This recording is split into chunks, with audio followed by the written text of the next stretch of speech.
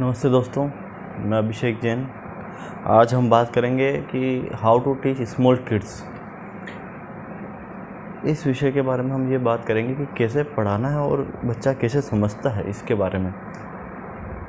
आजकल तो जो पैटर्न आ चुका है कि इतना हेक्टिक शेड्यूल है बच्चों का भी कि वो रात तक उनका एजुकेशन से पीछा नहीं छूट पाता है और ना उसने कुछ सीखा है उस बीच में। बस उसने सीखा है तो बस वो कागज़ पेन बस कॉपी भर रहा है और कुछ भी नहीं कर रहा है।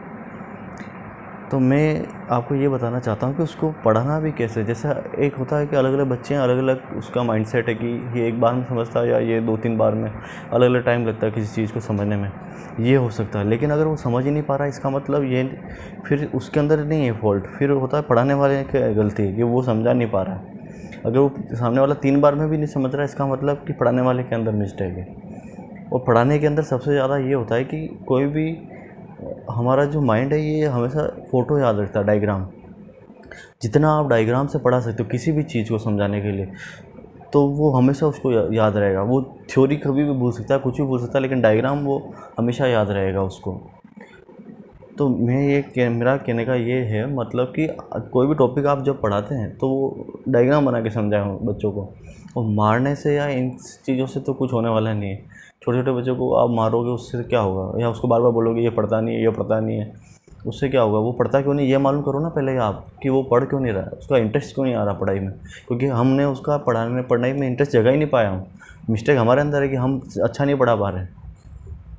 वो अच्छा नहीं पढ़ पा रहा है, उसका फ़ॉल्ट है, लेकिन हम अच्छा नहीं पढ़ा पा रहे, ये हमारा भी तो फ़ॉल्ट है। और इतना प्रेशराइज़ भी क्यों करना? आराम से पढ़ाओ ना, और उस चीज़ को नॉर्मल हम पढ़ा सकते हैं अच्छे से।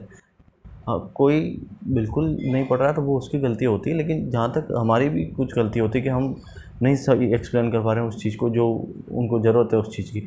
अब जैसे कि ये अबेकस है, अब इसको हम मार मार के क्या सिखाएं? ये तो हमको उसको समझाना पड़ेगा ना कि ये सेंट्रल बार है, ये लोअर बीट है, ये अपर बीट है, इसका जो भी हमारे को इसके फॉर्मूलेज़ हैं, ये सब तो हमको समझाने पड़ेंगे। अब इसको हम उसको मार के क्या होगा उसको? ये तो हमें अच्छे से पढ़ाना है, किसको क्लियर कराना है एक एक चीज़ को, किसको क्या बोलते हैं।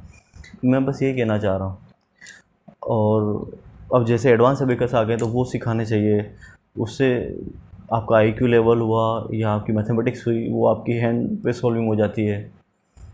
और वैदिक गणित का जैसे पैटर्न वापस चला है तो ये अच्छी बात है, क्योंकि वैदिक गणित से शॉर्ट में आप फटाफट क्विक मैथमेटिक्स सोल्व कर लेते हो।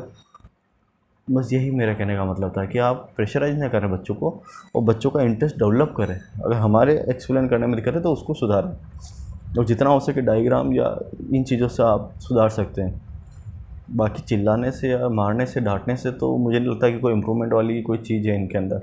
बच्चे का माइंडसेट और ख़राब होगा, वो अपने आप को डल महसूस करेगा। आप उसको बार बार बोलोगे ये पढ़ता नहीं है तो उसके दिमाग में यही आएगा कि मैं पढ़ता नहीं हूँ। धन्यवाद, थैंक यू सो मच।